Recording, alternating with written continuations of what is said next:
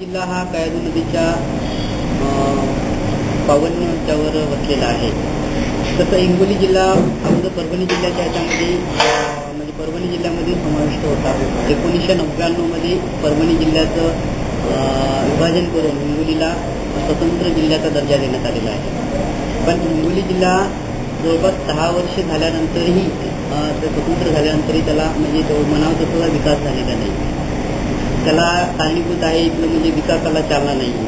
औद्योगिक विकास फार कमी याच्यामध्ये असल्यामुळं म्हणजे इथले उद्योगधंदे काही नाही. त्यामुळं जे युवक आहेत जे शिक्षित युवक शिक्षण घेतात पण त्यांना काही इथं हाताला काम होतं. त्याच्यामुळं अजून त्याचबरोबर एज्युकेशनचं प्रमाण देखील थोडंसं इथलं बॅकवर्डच आहे.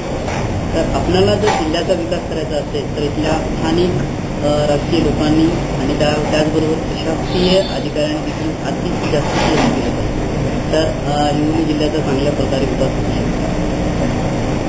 दुसरी गोष्ट आहे की इथं सिंचन म्हणजे जे काही जलसिंचनाचे जास्त म्हणजे इथं हे नाही. त्याच्यामुळं थोडंसं वाटतं येलदरी आणि सिद्धेश्वर धरण असल्यामुळे इथं थोड्या प्रमाणात आहे.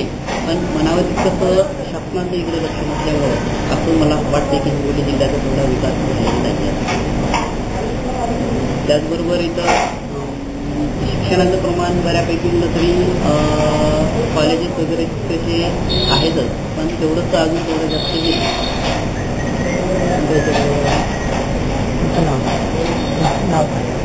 दिलीप ठाळते लोकमत समाचार जिल्ह्यात माहिती दिली त्याबद्दल धन्यवाद.